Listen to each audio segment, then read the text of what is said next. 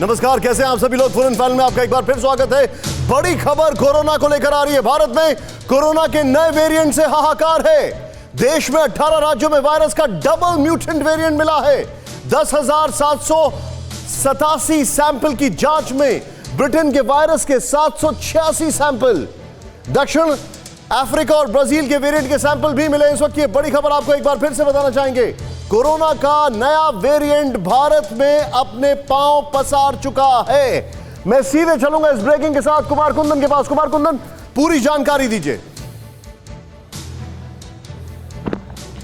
देखिए, आईसीएमआर और अलग अलग एजेंसियों ने कई तरह के सर्वेस किए थे, खास करके उन जगहों पे जाके जहाँ पे कि बहुत ज़्यादा केसेस आ रहे थे, जैसे कि महाराष्ट्र हो गया, केरल हो गया, साउथ के कुछ राज्य हो गए, फिर इधर पंजाब हो गया। और जब बहुत सारे सैंपल्स इकट्ठा किए गए तो उस सैंपल्स में काफ़ी सारे वेरिएंट्स पाए गए हैं। हालांकि स्वास्थ्य मंत्रालय का साफ कहना है कि इससे घबराने की ज़रूरत नहीं है। ये सारे वेरिएंट्स से हम लड़ने के लिए सक्षम हैं और जो भी हमारी वैक्सीन आ रही है और वो वैक्सीन भी बहुत हद तक इस पर कारगर है। लेकिन सबसे बड़ा जो सवाल इसमें यही है कि जिस हिसाब से अलग अलग म्यूटेशंस और म्यूटेंट्स हो रहे हैं वो कहीं ना कहीं चौंकाने वाला है। मसलन अभी जितने आए हैं वो बेसिकली लो इंटेंसिटी का हो, लेकिन क्या पता जिस हिसाब से ये वेरिएबल है कल की तारीख में कोई और ऐसा आ जाए जो कि और ज़्यादा संक्रामक हो, और ज़्यादा खतरनाक हो। इस पर पैनी नज़र रखने की ज़रूरत है और जिसके लिए स्वास्थ्य मंत्रालय उचित कदम उठा रहा है। निशांत, आप जो बता रहे हैं बड़ी खबर है और मैं सीधे चलूंगा यहाँ पर। हमारे पास जो जानकारी वॉल पर है, आइए सीधे दिखाएं। ये बड़ी इंफॉर्मेशन है, जरा प्ले करें, आपको दिखाना जरूरी है। नए स्ट्रेन से बड़ा संक्रमण, बड़ी चिंता। और 10,787 सैंपल की जांच, 771 खतरनाक वेरिएंट, यूके वेरिएंट के 786 केसेस, दक्षिण अफ्रीका उसका वेरिएंट के 34 सैंपल, दक्षिण अफ्रीका वेरिएंट के 34 सैंपल आए हैं। ये हमारे सामने जानकारी आ रही है, वो थोड़ा रिपीट हो रहा है उसके लिए। और ब्राजील का एक वेरिएंट सामने आया। मैं चाहूंगा राहुल इस ग्राफिक्स के साथ सीधे पे चलूंगा। मेरे साथ डॉक्टर वली मौजूद है। Sir, very quick reaction. ये बहुत शॉकिंग है सर, जो हमारे सामने चीजें आ रही हैं। नया वेरिएंट भारत में घर कर रहा है, कैसे ये संभव है सर? मैं तो आज सुबह बहुत डरा हुआ था कि ये पंजाब तक तो पहुंच गया है, दिल्ली से थोड़ी दूर रह गया है। और ये यूके वेरिएंट जो है यूके में सबसे पहले आइडेंटिफाई किया था। और ये इसकी दो बातें जो हैं वो बहुत नोटवर्दी हैं। एक तो ये बहुत जल्दी इन्फेक्शन देता है, मतलब ये ज़्यादा वो है, उससे ज़्यादा पिछले वाले वर्जन से ज़्यादा संक्रामक है। और दूसरा, वैक्सीन इस पे काम कर रहा है। ये मैं अच्छी खबर आपके श्रोताओं को दे रहा हूँ, दर्शकों को। तो ये जो इस तरह से आ रहा है, इसकी हमें ट्रैकिंग करनी पड़ेगी इस वेरिएंट की। सर, क्या मैं डॉक्टर वली, मैं आपको क्या कोट कर ये ब्रेकिंग न्यूज की तरह ले सकता हूं कि दोनों वेरिएंट, दोनों वैक्सीन जो हैं भारत की, वो कोरोना के नए वेरिएंट पर असरदार हैं? सो फार यस। ओके, मैं अपने दर्शकों को बताना चाहूंगा, ये ब्रेकिंग जरा तुरंत तैयार करें। डॉक्टर वली ने यह कहा है कि कोरोना के नए वेरिएंट पर भारत की दोनों वैक्सीन कारगर। कोरोना के दोनों वेरिएंट पर भारत की नए वेरिएंट पर भारत की दोनों वैक्सीन कारगर है। ये इस वक्त की बड़ी खबर मैं आपको बता रहा हूं एक बार फिर से। और मैं चाहूंगा राहुल ये दोनों ब्रेकिंग को एक साथ दिखाएं जैसे ही वो तैयार हो जाए। मैं सीधे आपको ये खबर दिखा रहा हूं। डॉक्टर श्याम अग्रवाल अब से कुछ ही क्षणों में जुड़ने वाले मेरे साथ। कुमार कुंदन, वेरी क्विकली, ये हमारे सामने बहुत बड़ी खबर है, खासकर ये देखते हुए कि ये नया वेरिएंट है। लेकिन ये स्प्रेड कैसे हो रहा है कुमार कुंदन? देखिए, अभी भी इंटरनेशनल फ्लाइट्स कई जगहों से आ रहे हैं। सरकार ने अपनी तरफ से पूरी कोशिश की है कि जो भी इंटरनेशनल फ्लाइट से लोग आ रहे हैं उनकी जांच हो, प्रॉपर RT-PCR टेस्ट हो, उसके बाद जो है उसको आगे आ जाने दिया जाए। लेकिन कई सारी जगहों पर ऐसा देखा गया है कि कुछ न कुछ लूप होल्स रह गया, जिसकी वजह से लोग अंदर आ रहे हैं। अब कभी साउथ अफ्रीका का या कभी ब्राज़ील का या कभी यूके का कोई न कोई आ जा रहा है। इससे कहीं न कहीं संक्रमण फैल रहा है। और अभी जो नए वेरिएंट्स आ रहे हैं इसके बारे में बताया जा रहा है कि ये घातक उतना नहीं है, लेकिन ये संक्रमित इन्फेक्शियस बहुत ज़्यादा है, बहुत तेज़ी से फैलता है। तो ऐसी स्थिति में इस वेरिएंट को भी ध्यान में रखना है। और जीनोम सीक्वेंसिंग वगैरह सब कुछ अब एयरपोर्ट पर ही किया जा रहा है। सरकार ने जो भी कुछ किया है उसके तहत, सपोज कीजिए कोई US से आ रहा है, कोई UK से आ रहा है, कोई कहीं से आ रहा है, और किसी पे भी शक हो रहा है तो उसका आरटीपीसीआर टेस्ट होकर फिर बाकायदा उसका जीनोम सीक्वेंसिंग भी हो रहा है, जिससे पता चले कि कौन सा वेरिएंट इसके अंदर है। तो अपनी तरफ से सरकार कोशिश कर रही है, लेकिन साथ साथ लोगों को भी हिदायत रहने की जरूरत है। और सबसे बड़ी बात जो वैक्सीनेशन की है वो जितनी जल्दी और जितना तेजी से शुरू हो शायद उतना ज़्यादा कारगर होगा। जैसे कि डॉक्टर एम वली भी कह रहे हैं कि वैक्सीन जो है बहुत कारगर है हमारा इसके ऊपर, तो लोगों को उस पर भी ध्यान देना पड़ेगा वैक्सीनेशन के लिए। लेकिन इन सब के बीच सरकार लैब भी पहले से ज़्यादा बढ़ा रही है। एक लैब से शुरुआत हुई थी, आज की तारीख में हज़ारों लैब हैं। और जो जीनोम सीक्वेंसिंग है वो भी बड़े बड़े लैब में अलग अलग जगहों पे हो रही है। मतलब अब हर कुछ के लिए पुणे जाने की जरूरत नहीं है, दिल्ली में भी हो रहा है, नोएडा में भी हो रहा है, कोलकाता में भी हो रहा है। तो सरकार ने जो बड़े बड़े लैब मतलब स्टैब्लिश किए हैं वहाँ जीनोम सीक्वेंसिंग का काम हो रहा है, जिससे पता चल रहा है कि कौन सा वेरिएंट है, कहाँ से आया है, कितना घातक है, और ये बहुत जरूरी है। आप मेरे साथ बने रहिए। कोरोना के बढ़ते संक्रमण पर केंद्र सरकार की राज्यों को चिट्ठी। केंद्रीय अतिरिक्त स्वास्थ्य सचिव ने राज्यों को केंद्र और केंद्र शासित प्रदेशों को चिट्ठी लिखी है। चिट्ठी में राज्यों से कहा त्योहारों पर भीड़ रोकने के लिए सख्त फैसले लें। होली, ईद, शबे बारात, ईस्टर पर भीड़ रोकी जाए। स्वास्थ्य मंत्रालय ने सभी राज्यों को पत्र लिखा है। यह बड़ी खबर है इस वक्त।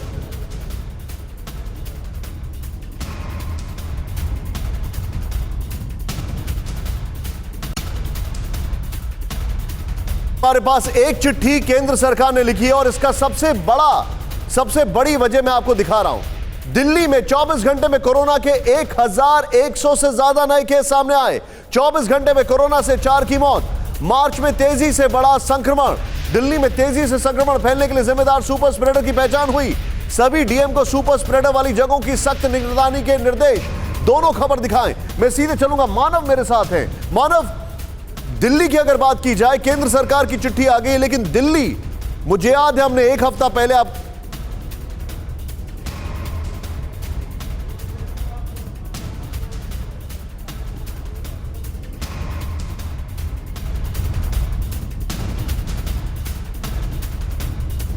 कुंदन के पास चलूंगा। कुमार कुंदन, वेरी क्विकली, अगर बात की जाए दिल्ली की, हम लोगों ने कॉशन किया था, वार्न किया था टीवी9 भारतवर्ष ने, उसके बाद भी कुछ हुआ नहीं और हम देख रहे हैं क्या चीजें वहां पर बेहाल हो गया सब कुछ। देखिए, दिल्ली की बात करें तो देश की राजधानी और यहाँ पे कुछ इलाके जो बिल्कुल सुपर स्प्रेडर की तरह हैं, और सरकार ने साफ किया कि इन इलाकों में खास तौर पे सख्ती बरती जाएगी। जहाँ तक चालान की बात है तो चालान काटने की प्रक्रिया को भी थोड़ा कम कर दिया गया था। दिल्ली के सदर बाजार, चांदनी चौक, दिल्ली में रेलवे स्टेशन खास करके जहाँ से कई जगहों से लोग आते हैं, उन जगहों पर सबसे ज़्यादा निगरानी की ज़रूरत थी। लेकिन हकीकत ये हुई कि वो सारे जगहों पर भीड़ पहले से ज़्यादा इकट्ठा होती रही। हालांकि अरविंद केजरीवाल सरकार ने कल डीडीएमए की मीटिंग में साफ कहा कि ईद, शब बारात और होली दोनों को मनाने से सरकारी तौर पर जो है परहेज करने की बात की गई है। और इसके साथ लोगों से भी हिदायत दी गई है कि वो मनाएं तो अपने सोशल डिस्टेंसिंग और कोविड प्रोटोकॉल का पालन करते हुए। लेकिन जो आर्थिक पक्ष है इसका, जो आर्थिक जगह हैं, जो सदर बाजार और दूसरे जगह, वहाँ भीड़ बिल्कुल भी नहीं है। वहाँ मतलब भीड़ से लोगों को बिल्कुल भी परहेज नहीं है। वो लोग, मैं आपको थोड़ा सा रोकूंगा। कुमार कुंदन, आप मेरे साथ बने रहिए। डॉक्टर श्याम अग्रवाल जुड़ चुके हैं, पुष्पेश सर मेरे साथ जुड़ चुके हैं, इन सबके पास मैं आ रहा हूं। लेकिन उससे पहले दिल्ली के सुपर स्प्रेडर देखिए आप जरा, यहां पर तेजी से दिल्ली के सुपर स्प्रेडर जिन जगह से तेजी से फैल रहा है कोरोना, देखिए यहां पर आप, वो ये है दिल्ली के super spreader. Mall, cinema hall, metro, धार्मिक स्थल, सार्वजनिक स्थलों पर त्योहार नहीं होगा, ये यहां पर हमारे पास जानकारी आ रही है। दिल्ली के सुपर स्प्रेडर इस वक्त हमारे सामने हैं, ये देखें आप। फिर यहां पर next, mall, cinema hall, metro, धार्मिक स्थल, होली, नवरात्रि, शबे बारात पर रोक। एक्शन की अगर हम बात करें, एयरपोर्ट, रेलवे स्टेशन पर रैंडम टेस्टिंग होगी, ये हमारे सामने। लेकिन बस अड्डों पर भी रैंडम टेस्टिंग होगी। लेकिन हम कुछ सवाल खड़े कर रहे हैं, जरा दिखाइए राहुल जी वो सवाल। अब ये बहुत बड़े सवाल हैं, इनके जवाब कौन देगा? प्ले करें यहां पर राहुल, बहुत इंपॉर्टेंट है।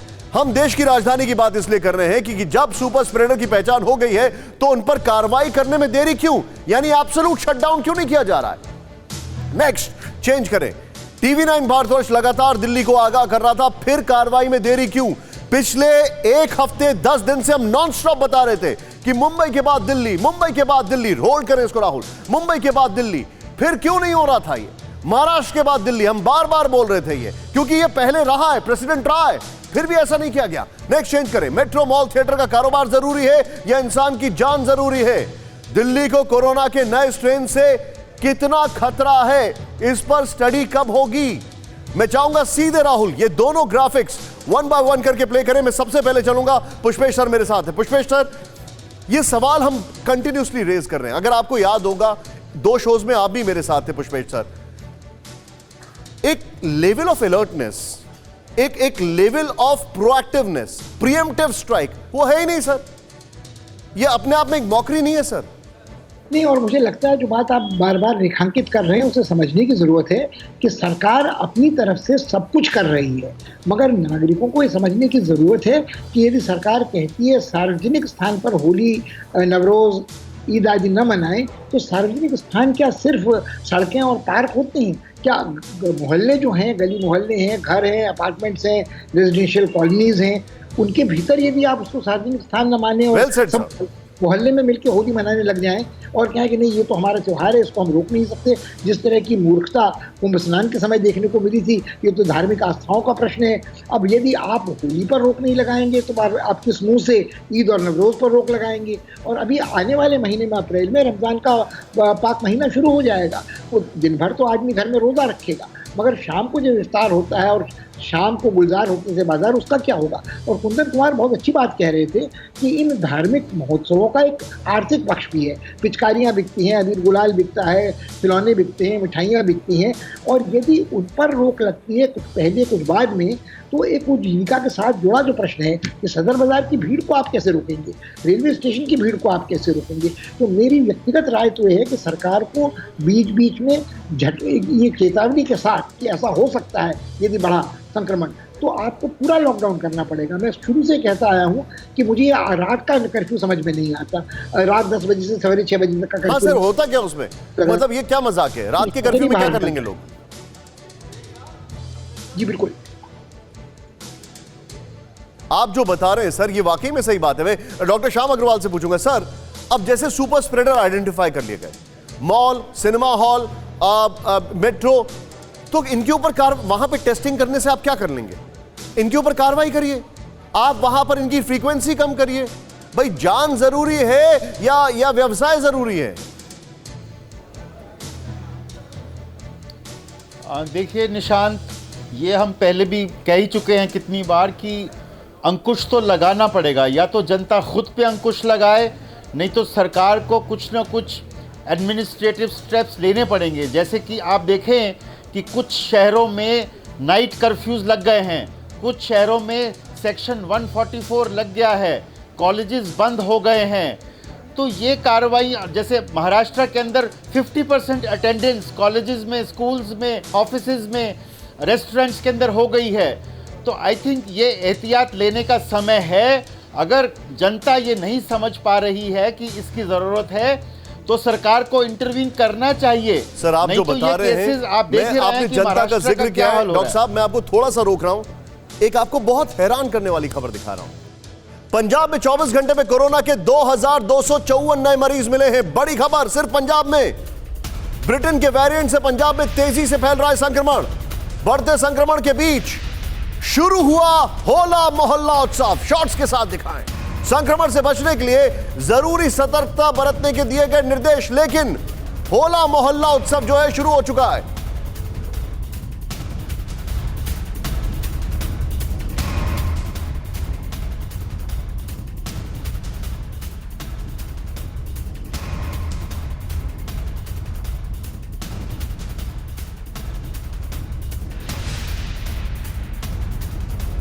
ये इस वक्त की बड़ी खबर मोहित के पास पंजाब से मेरे साथ है। मोहित, मैं किसी भी रिलीजियस कस्टम के खिलाफ में नहीं हूं और ना ही हम अपने चैनल से ऐसी कोई बात करना चाहते हैं। हर एक को अपने धर्म की आजादी है, हर एक को अपने उत्सव की आजादी है, लेकिन आजादी में अभी थोड़ी बंदिशें हैं क्योंकि वरना कोरोना फैलेगा।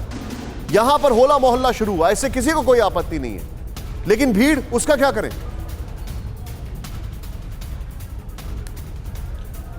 देखिए, पंजाब सरकार के गाइडलाइन वहाँ पर भी लागू किए गए हैं और निर्देश, हालांकि धार्मिक कार्यक्रम है, इसी वजह से सरकार भी थोड़ी सी नरम पड़ी है और सिर्फ वहाँ पर नसीहत दी जा रही है। अवेयरनेस के लिए वहाँ पर डिस्पेंसरीज लगाई गई हैं, वहाँ पर लोगों को ध्यान रखने के लिए कहा जा रहा है, लेकिन क्या सोशल डिस्टेंसिंग प्रोटोकॉल का पालन किया जाएगा नहीं, ये तो जैसे जैसे होला मोहल्ला का जो उत्सव है वो करीब 1 हफ्ते चलेगा, होली तक चलेगा, तो क्या उसमें देखने को मिलेगा। और मैं आपको याद दिलाना चाहूँगा, पिछले साल भी हमने इसी होला मोहल्ला में देखा था कि कई ऐसे जो विदेशों से आए, अगर मैं गलत नहीं हूं, पिछले साल एक जो बुजुर्ग थे जो इसमें गए थे और वो विदेश से लौटे थे, इसमें गए थे और फिर उनकी मृत्यु हुई थी, शायद वो पहला केस था मौत का पंजाब का, अगर मैं गलत नहीं हूं तो। जी बिल्कुल ठीक कह रहे हैं आप। और उसके बाद मैं आपको बताऊं कि एक बुजुर्ग जो और वहाँ पे पहुंचे थे, ग्रंथी थे, विदेश से आए थे, वो कई जगहों पर लोगों से मिले और उनकी वजह से भी काफ़ी लोग संक्रमित हुए थे। ये घटनाक्रम भी हमने कवर किया था। इसके अलावा पंजाब के सामने बड़ी चिंता ये है कि जो यूके का वेरिएंट है वो लगातार तेज़ी से बढ़ रहा है। 401 लोगों के सैंपल भेजे गए थे national centre for disease control में जाँच के लिए, और उन 401 में से 326 यानी 81% लोगों में ये स्ट्रेन कन्फर्म हुआ है B117 जो कि यूके से आया। और आज पंजाब के स्वास्थ्य मंत्री ने एक हैरान करने वाली बात की। उन्होंने कहा कि अगर केंद्र सरकार चाहती तो ये जो यूके में स्ट्रेन फैल रहा था उसको भारत में आने से रोकने के लिए उचित कदम उठाती, लेकिन ऐसा नहीं हो पाया। तो ये भी पंजाब सरकार की तरफ से कहीं ना कहीं केंद्र सरकार को निशाने पर लिया जा रहा है। लेकिन चिंता वाली बात है क्योंकि पंजाब में रोजाना 2 से 2.5 हजार के आसपास मामले बहुत शुक्रिया इस जानकारी के लिए, बहुत बहुत शुक्रिया। मैं आपको रोकूंगा क्योंकि मैं आपको एक और खबर दिखाने जा रहा हूं मोहित। अब बड़ी खबर, सूरत में एक साथ 32 ऑटो रिक्शा ड्राइवर मिले कोरोना पॉजिटिव। सूरत में सुपर स्प्रेडर की तलाश में चलाया जा रहा अभियान। 24 घंटे में सूरत में कोरोना के 263 नए केस मिले हैं। प्रशासन ने लोगों को बिना मास्क के बाहर निकलने से मना कर दिया है। सूरत की खबर हमारे वहां से रिपोर्टर बता रहे हैं। जिग्नेश हमारे साथ है। जिग्नेश, पूरी खबर बताएं।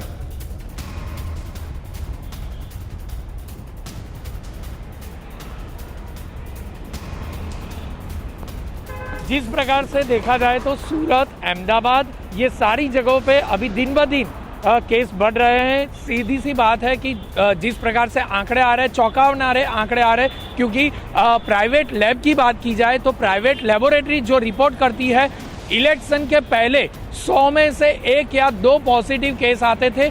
यही प्राइवेट लेबोरेटरी के मालिक बोल रहे हैं कि हाल ही में 100 में से 40 केस पॉजिटिव आ रहे हैं। ये आंकड़े ही सीधा पूरा वर्णन कर रही है कि जिस प्रकार से केस बढ़ रहे हैं वो काफ़ी चिंताजनक स्थिति में, क्योंकि जिस प्रकार से इलेक्शन हुए, इलेक्शन के समय गुजरात के इलेक्शन के द्वारा जिस प्रकार से भीड़ लगी हुई थी, ऐसी ही भीड़ जब रिजल्ट आ गया तब उसके जो भी सेलिब्रेशन थे वो सेलिब्रेशन में भी इसी प्रकार के कोविड गाइडलाइन की कुछ भी प्रकार के पालन नहीं किए गए, गाइडलाइन को पालन नहीं हुआ, जिस कारण से जो केस बढ़ रहे ये इसी का नतीजा हाल में दिख रहा है। क्योंकि जिस आप मेरे साथ बने रहिए जिग्नेश, मैं इस खबर को आगे दिखाने जा रहा हूं। इस खबर की डिटेलिंग, आइए जरा तेजी से यहां पर अपने दर्शकों को इस खबर की डिटेलिंग दिखाएं, प्ले करें। यहां पर हमारे सामने जो इंपॉर्टेंट फैक्ट्स हैं उसको दिखाना बहुत जरूरी है।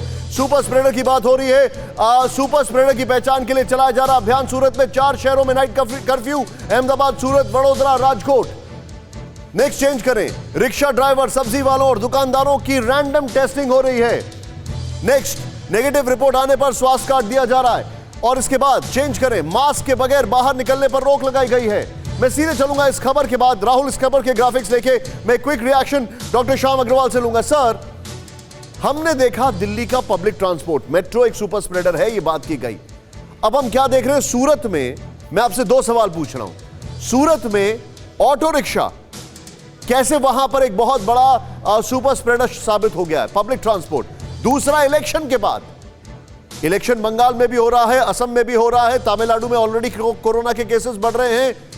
क्या देखते हैं आप? What is the advice? निशान, देखो, अभी जो सर्वे आया है जिसमें कि लगभग 10,500 से ज़्यादा सैंपल्स को टेस्ट किया सीक्वेंसिंग के लिए, तो उसमें नए नए म्यूटेंट्स और वेरिएंट्स आ रहे हैं। उनको बोल रहे हैं VOCs, variants of concern. Almost 25% variants ऐसे आ गए हैं जो कि इंडिया में पहले थे ही नहीं, चाहे वो यूके वाला है, चाहे वो ब्राज़ील वाला है, चाहे वो इंडिया के भी अपने म्यूटेंट्स बन रहे हैं। और ये जो है इम्यूनिटी को एस्केप करते हैं, इनमें पावर इतनी है कि ये ज़्यादा इन्फेक्शियस हैं। ये शायद मॉर्टेलिटी नहीं करते हैं लेकिन एकदम से फैलते हैं बहुत जल्दी से। लेकिन हम ये तो देख ही रहे हैं कि 100 में से या 200 में से 1 इंसान की मृत्यु होती है, लेकिन अगर 10,000 लोगों को हो जाएगा तो आप अंदाजा लगा सकते हैं कि कितनी लाइफ को डेंजर हो जाएगा। सर, किया क्या जाए? स्प्रेड को रोकने के लिए हमें सोशल डिस्टेंसिंग, मास्क को लगाना और लोगों की आवाजाही मूवमेंट को लिमिट करना बहुत ही आवश्यक बन गया है इस वक्त। अदरवाइज जैसे अमेरिका में हुआ या जैसे यूरोप में हो रहा है, हम भी उसी तरह बढ़ जाएंगे। अब आप देखिए सर, ब्राज़ील के अंदर 3000 डेथ रोज़ हो रही हैं, 1 लाख से ज़्यादा लोगों को रोज़ कोविड हो रहा है। अगर हम उस दिशा में चले जाएंगे तो ये बहुत ही एक डरावना और भयावह स्थिति बनने वाली है। मुझे लग रहा है मध्य प्रदेश सरकार जो है एक बहुत तेजी से एक्शन लेने जा रही है। मध्य प्रदेश में भोपाल इंदौर में तेजी से फैल रहा है कोरोना। मध्य प्रदेश में कोरोना के नए केस में 50% केस भोपाल इंदौर से संक्रमण रोकने के लिए कुछ शहरों में लग रहा है लॉकडाउन। सरकार ने सार्वजनिक कार्यक्रमों पर लगाई रोक। इंदौर, भोपाल और जबलपुर में हर रविवार को लॉकडाउन। इंदौर में रंग पंचमी के दिन निकलने पर भी रोक। सीधे मैं चलूंगा, मेरे साथ मौजूद है मकरंद। मकरंद, पूरी जानकारी दीजिए, मध्य प्रदेश किस तरह एक्शन में? देखिए, मध्य प्रदेश में हर संडे को लॉकडाउन घोषित कर दिया गया है 3 जिलों में, भोपाल, इंदौर और जबलपुर। क्योंकि अगर भोपाल और इंदौर की बात करें तो एवरेज रोजाना अब 400 केसेज आ रहे हैं, वहीं जबलपुर में 100 से ज़्यादा मामले रोजाना मिल रहे हैं। अगर पिछले 24 घंटे की बात की जाए तो करीब 1700 मामले मध्य प्रदेश में आए हैं, जिसमें 2 लोगों की डेथ भी हुई है। तो ऐसे में जिस तरह से कोरोना संक्रमण तेज़ी से बढ़ रहा है, राज्य सरकार भी इसको लेकर के काफ़ी सख्ते में है और कोशिश यही की जा रही है कि मास्क लगाने के लिए लोगों को प्रेरित किया जा सके। इसीलिए खुद सीएम भी रोड पर निकले थे और सुबह 11 बजे और शाम को 7 बजे पिछले पूरे इस एक हफ्ते में यहाँ पर सायरन बज रहा है और हर 2 मिनट के लिए लोग इंश्योर करेंगे कि उन्होंने मास्क लगाया कि नहीं, या फिर उनके आसपास के लोगों ने मास्क लगाया कि नहीं, वो टोकेंगे भी। लेकिन मैं आपको अभी बाजार की स्थिति दिखाता हूँ। मेरे पीछे आप तस्वीरों में देखिए, लोगों ने मास्क लगाया हुआ है, लेकिन कई ऐसे भी हैं जिन लोगों ने मास्क नहीं भी लगाया हुआ है। तो जागरूकता अभियान तभी सक्सेसफुल होगा, तभी सार्थक होगा जब लोग बात स्वीकार करें प्रशासन की। केवल इस अकड़ में कि हम मास्क नहीं लगाएंगे, हमें कुछ नहीं होगा,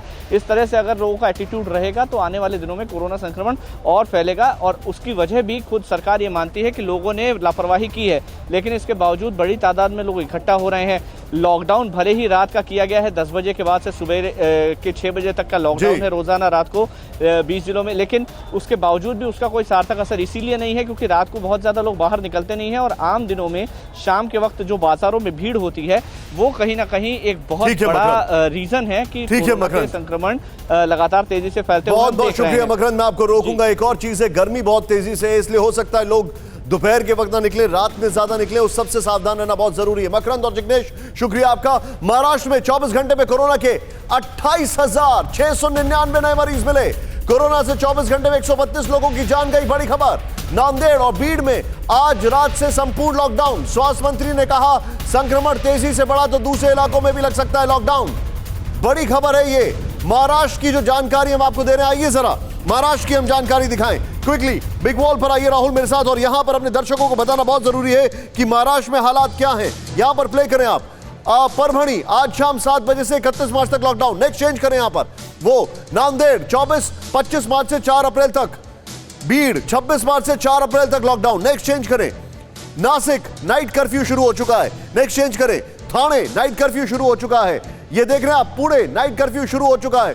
राहुल, ब्रेकिंग और ग्राफिक्स के साथ सीधे मैं चलूंगा। यहां पर अश्विनी मेरे साथ है। अश्विनी, आज से 1 साल पहले संपूर्ण लॉकडाउन और आज बताया जा रहा है 2 जिलों में लॉकडाउन लग गया है। महाराष्ट्र ने कुछ नहीं सीखा।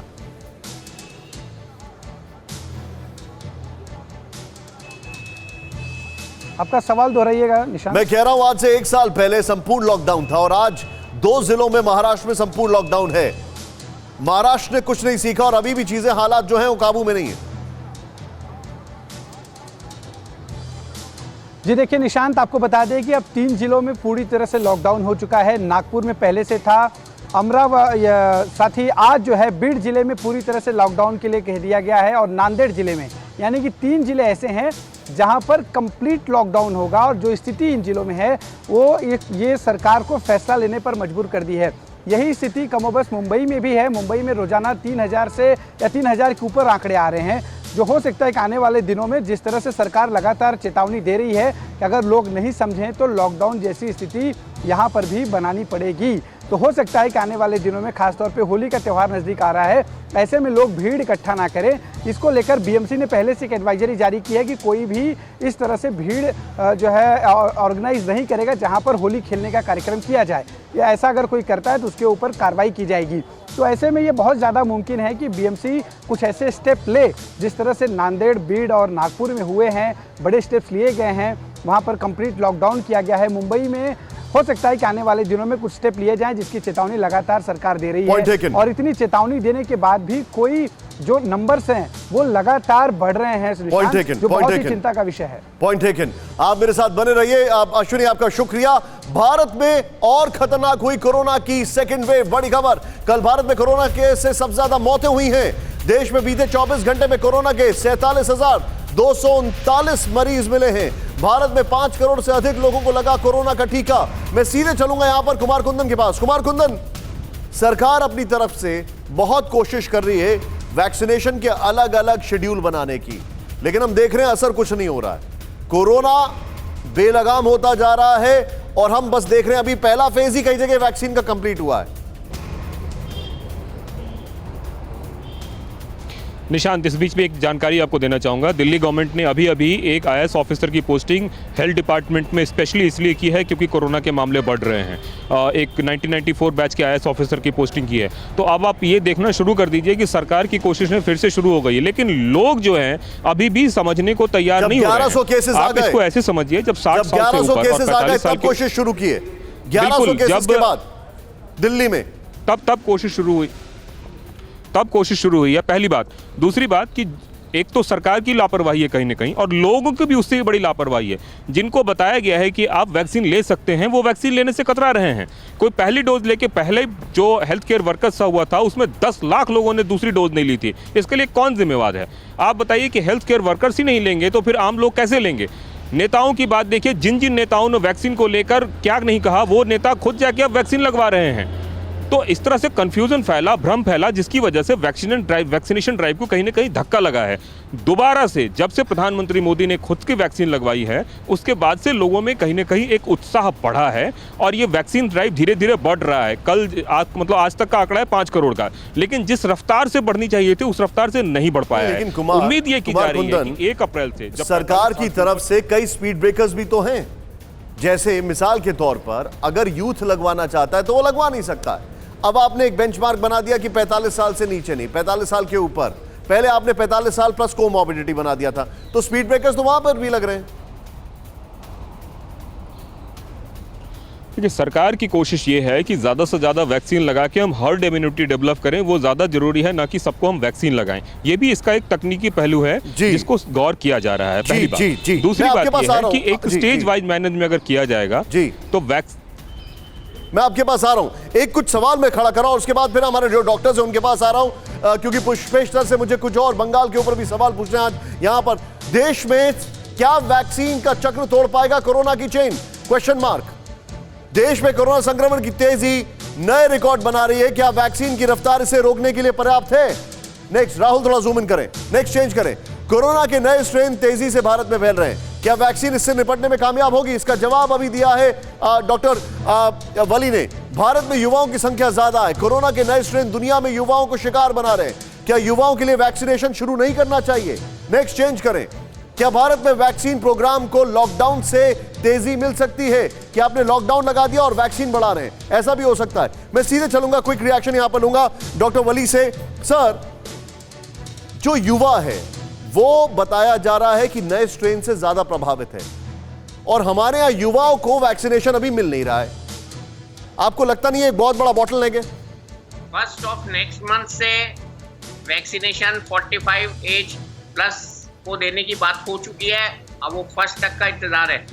So why from first I don't know, but उसमें सारे कवर हो जाएंगे। विदाउट डिजीज वाले भी 45 वाले हो जाएंगे। और यंगस्टर्स को तो बहुत ज्यादा एक्सपोजर से अपने को बचाना है, क्योंकि उनके साथ एक दूसरी चीज जुड़ी है। जब वो घर में लौट के आते हैं तो बुजुर्ग जो घर में उनको एक्सपोजर दे सकते हैं। और वैक्सीन को हमको और ज्यादा इसको एनर्जाइज करना है। आपकी बिल्कुल 100% ये बात सही है कि लोगों में सुस्ती, लापरवाही है और वैक्सीन के प्रति उत्साह नहीं है।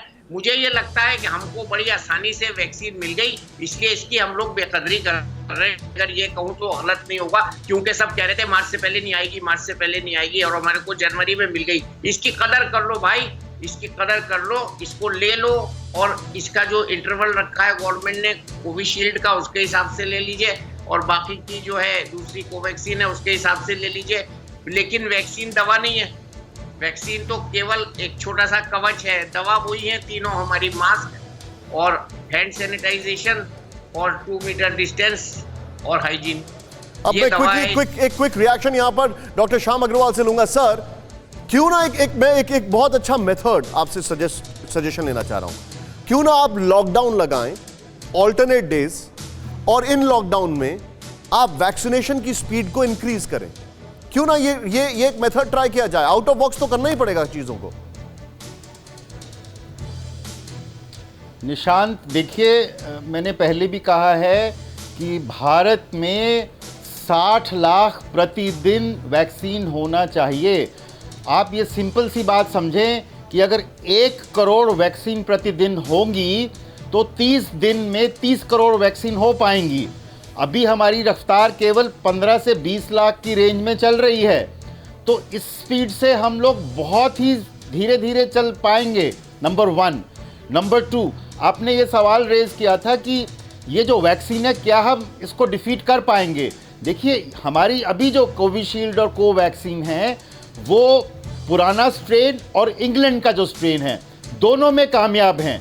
दूसरे जो नए स्ट्रेन आ रहे हैं शायद उसमें उतनी कामयाबी नहीं है, लेकिन हमारे पास वैक्सीनेशन को तेज़ करने के अलावा अभी कोई विकल्प नज़र नहीं आ रहा है। तो जैसे अब दिल्ली में 500 सेंटर्स हैं और हम चाहते हैं कि 1000 सेंटर्स में शुरू हों। इन्होंने टाइम बढ़ा दिया है, लेकिन हेजिटेंसी को भी तो खत्म करने के लिए प्रयास करना ही पड़ेगा सरकार। सही बात है, सही बात है आपकी। सर, आपका बहुत बहुत शुक्रिया डॉक्टर श्याम अग्रवाल। डॉक्टर वली, आपका शुक्रिया। पुष्पेश सर, आप प्लीज मेरे साथ बने रहिए। कुमार कुंदन, आपका बहुत बहुत शुक्रिया। अभिषेक उपाध्याय हमारे साथ जुड़ने वाले। लेकिन बड़ी खबर, तमिलनाडु में मतदान से पहले चुनाव आयोग ने बरामद किए 1 करोड़ नोट। त्रिची में ईसी को एसयूवी की तलाशी के दौरान मिले 1 करोड़ नोट। ईसी ने, इलेक्शन कमीशन ने के फ्लाइंग दस्ते ने एसयूवी के ड्राइवर को हिरासत में ले लिया है। एसयूवी में लगा था एआईएडीएमके का झंडा। इलेक्शन कमीशन ने भेजा नोटिस। तमिलनाडु में 6 अप्रैल को विधानसभा चुनाव की होनी है वोटिंग। जरा बिग वॉल दिखाइए, बड़ी खबर, क्योंकि अब हम चुनावों की तरफ बढ़ रहे हैं और उसके बाद हम बंगाल की तरफ जाएंगे। जरा प्ले करें, यहां पर बड़ी हैरान करने वाली खबर है। मतदान से पहले कैश, ये देखिए, कैश का खुला खेल। 5 राज्यों से 127 करोड़ रुपए से ज्यादा जब्त किए जा चुके हैं। सोचिए, कोरोना काल में यह हाल है। तमिलनाडु में 127.64 करोड़, असम में 63 करोड़ और पुडुचेरी में 5.72 करोड़, केरल में 21 करोड़ से ज्यादा, पश्चिम बंगाल में 112 करोड़। 5 राज्यों से ईसी ने, यह वाला ग्राफिक्स इस तरफ गलत है, 331 करोड़ रुपए बरामद किए हैं 5 राज्यों में। यह हाल है देश का। सोचिए, अगली खबर की ओर बढ़ रहे हैं हम। यह आपको खबर बताना बहुत जरूरी था, लेकिन सीधे चलते हैं। आज एक बड़ी तस्वीर आई है और वो तस्वीर थी बंगाल में प्रधानमंत्री मोदी की। वो तस्वीर हम आपको दिखाने जा रहे हैं, किस तरीके से आज बंगाल में एक मंच पर, जरा राहुल वो खबर आपको बता दें। बड़ी खबर है इस वक्त की, बड़ी खबर, कांथी रैली से पीएम मोदी की अनोखी तस्वीर। कांथी में पीएम ने बीजेपी कार्यकर्ता के पैर छू लिए। पीएम ने जमीन पर झुककर किया बीजेपी कार्यकर्ता का अभिवादन। ये देखें, फुल फ्रेम में तस्वीर दिखाएं जरा।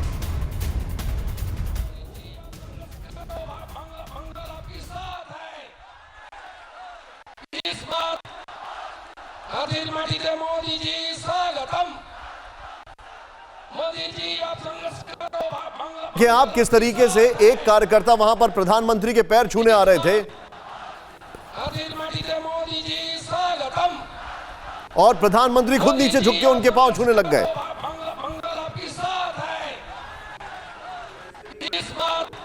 आइए मैं सीधे लेकर चलता हूं अभिषेक उपाध्याय मेरे साथ है। अभिषेक, बंगाल को चुनाव आप कवर कर रहे हैं। हमें अच्छी तरीके से बताया कि प्रधानमंत्री अपने पैर किसी को भी नहीं छूने देते हैं, लेकिन यह तस्वीर तो अपने आप में बड़ी अनोखी तस्वीर है।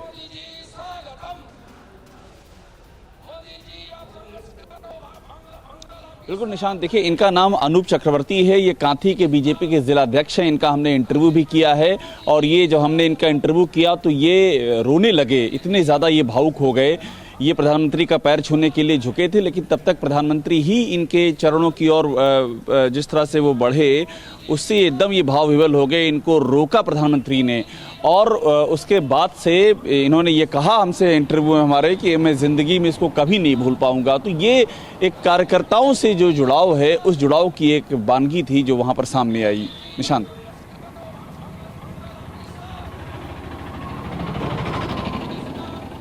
बड़ी हैरान करने वाली तस्वीर है।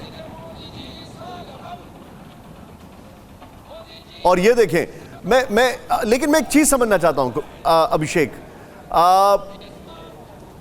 एक मैसेजिंग बहुत इंपॉर्टेंट चीज होती है पॉलिटिक्स में, लेकिन ये जो हुआ इसमें कोई मैसेज नहीं था, ये बड़ा ही एक्सटेम्पोर एकदम से हो गया ये।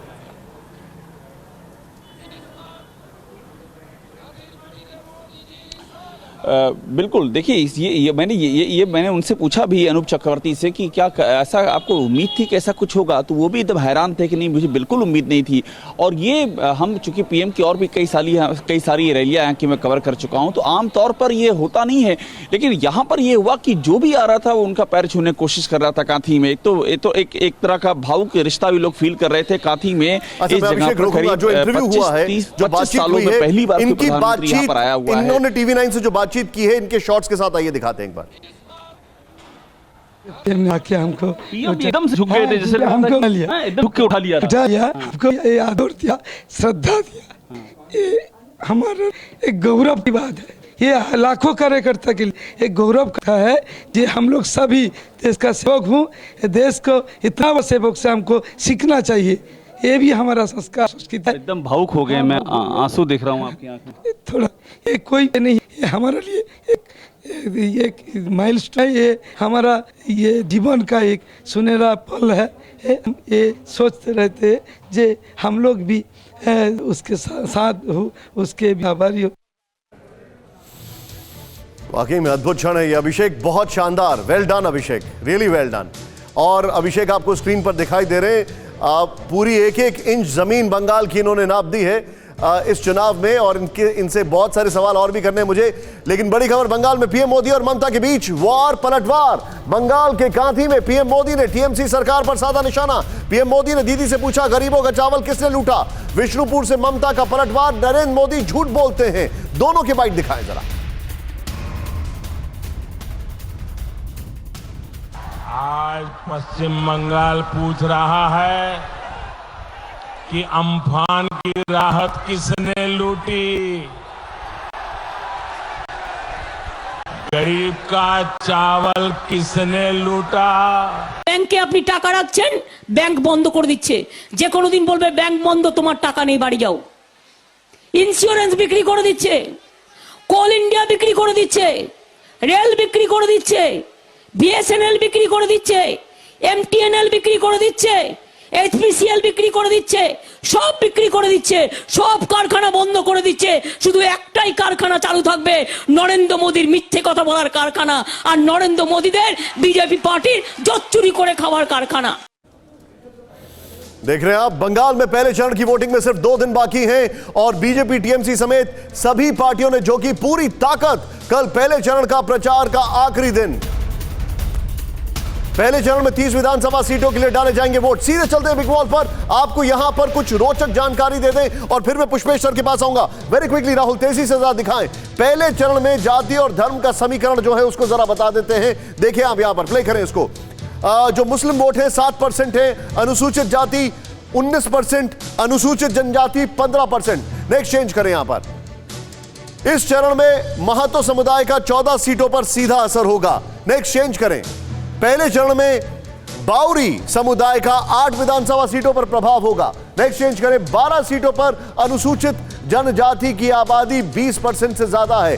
नेक्स्ट राहुल, चेंज करें। एक और हमारे पास जो ग्राफिक्स है वो दिखाएं। उम्मीदवारों की सूची का अगर विश्लेषण किया जाए तो पुरुष और महिला, ये देख रहे हैं आप, 25 टीएमसी की तरफ से पुरुष हैं, बीजेपी की तरफ से 27, महिला उम्मीदवार 5 हैं टीएमसी की तरफ से और 3 बीजेपी की तरफ से। खास बात क्या क्या है, टीएमसी ने ज्यादा महिला उम्मीदवार उतारे हैं ताकि महिला मतदाताओं को लुभा सकें।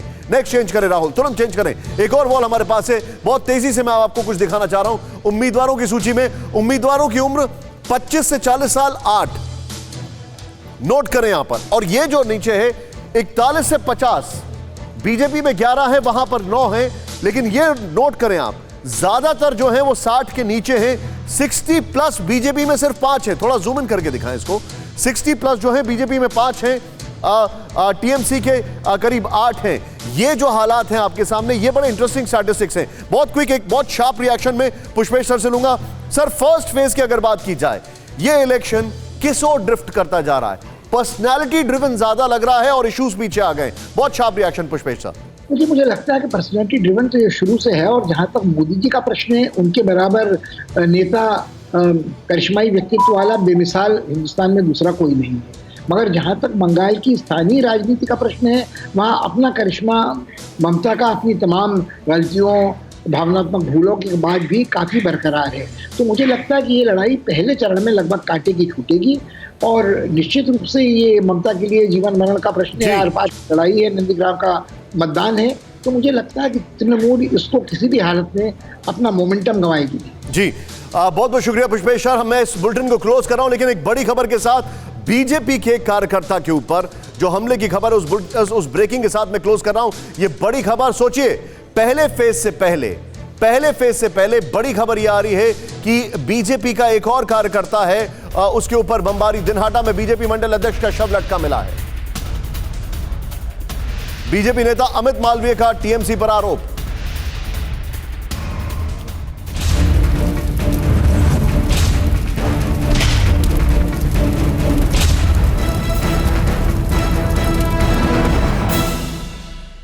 परवाह देश की, सोमवार से शुक्रवार रात 10 बजे TV9 भारतवर्ष पर।